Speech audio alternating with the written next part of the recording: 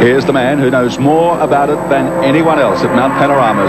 05, Peter Brock, 46 years of age now, 9 times winner of this race. 6 times he started from pole position. 3 times he's been the touring car champion. And he is the most difficult man to beat here at Mount Panorama. There's no doubt about that. Recorded a 2:16.44 yesterday to be 1/10 quicker than Dick Johnson. Always raises the game, as it were, for his performance at Mount Panorama. I know he was looking forward to trying to do a great job today.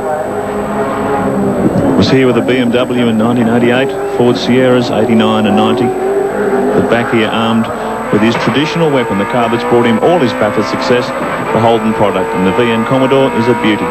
I'll tell you what, you only have to wait for Peter Brock to get to the top of the mountain. You'll be able to hear the fans cheering. Gee, he's been quick over the top of the mountain the last couple of days, coming up to the right-hander on the climb up Mountain Straight. Really gassing it up now as he comes out of the turn and heads up to BP. There's Brock at work. A picture of total concentration. Brock at 10/10 around Mount Panorama, a circuit he dearly loves, and a circuit he does particularly well at. Boy, he's putting the boot in. Yeah, he's chasing the thing all the way up to the rev limiter in each gear, and he braked very, very late at the end of Mountain Straight. Look at the car leap over there. It's set up reasonably soft. The front left wheel was about 18 inches off the deck, I think, through Reed Park. And listen to that crowd. Look at the rear wheel. It was off the deck over the top of McPhillamy. Oh, listen to the crowd. They're loving this. The Mountain Master, Brock, 9 times winner, back in a Holden, and gee, he's really on the limit. And is not running the race engine, running a practice engine, so he can afford to give it everything. The crowd might be loving it. He wouldn't have liked that moment. That cost him time getting sideways there. He had to lift off and get the thing recovered. Little puff of smoke in the front brakes as he uses absolute maximum turning into Forest Elbow. Comes out of Mazda corner, heading down the front straight. Went up Mountain Straight at 246 kilometres an hour. Listen to it scream now. This new VN Commodore, apparently 20 kilometres an hour faster in a straight line than the old VL. Fastest time at Forest Elbow, 1 minute 30. That's dancing round better than Fred Astaire. This is absolute. It's beyond 10/10. It almost looks like 11/10. Brock is right on the limit. Did 277.8 kilometres an hour as he got it sideways out of the chase. That's going to be costly. You could see him feeding in more lock from that side on shot. He was very sideways coming the ripple strips, slides a little bit under brakes. Yeah, 2 costly moments. One up at McPhillamy, the other coming out towards the Bridgestone Bridge. That time he got up on the red and white painted edge of the ripple strip and the car got very sideways. 16:07, 2:16:07 for Peter Brock. Certainly a big improvement, but he won't be happy. Gee, it makes you wonder. 07, without those couple of glitches, nearly probably would have been in the 15s, do you think? Yeah, I think a high 15 or a mid 15 definitely on the cards. Remember, Larry did that last year in the VL, so I'm sure they've got the setup to be able to do it. But nonetheless, a good time from Peter Brock and the Mobil 1 Racing Commodore.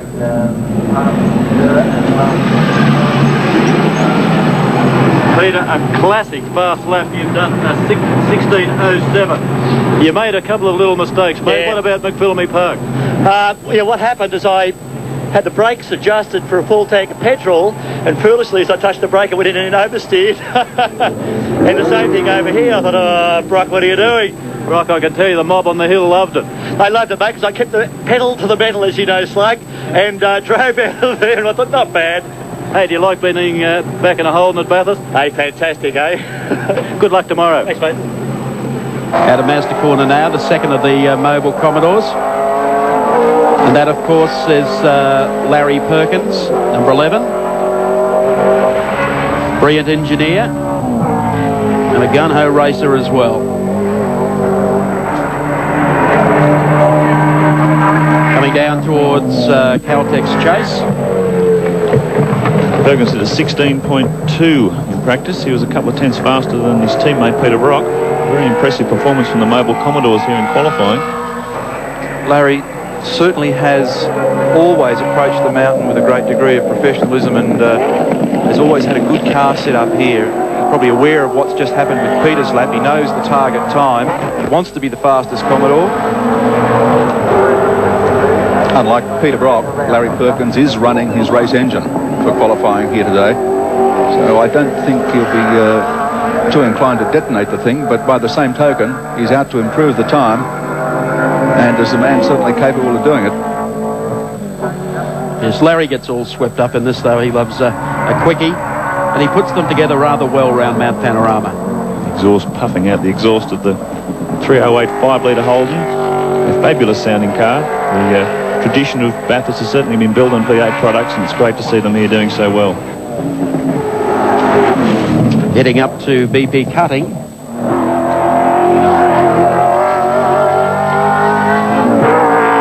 It's all nice and tidy so far. 243 kilometres an hour up Mountain Straight. Fans will give him a reception. Larry dances around, comes out of there, heading down to the 2WS sweeper.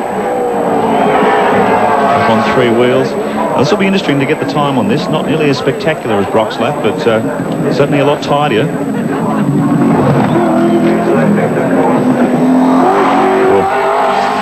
Throws it through the dipper. Has not missed a beat. It's usually where the time comes from. Nice and smooth. Yeah.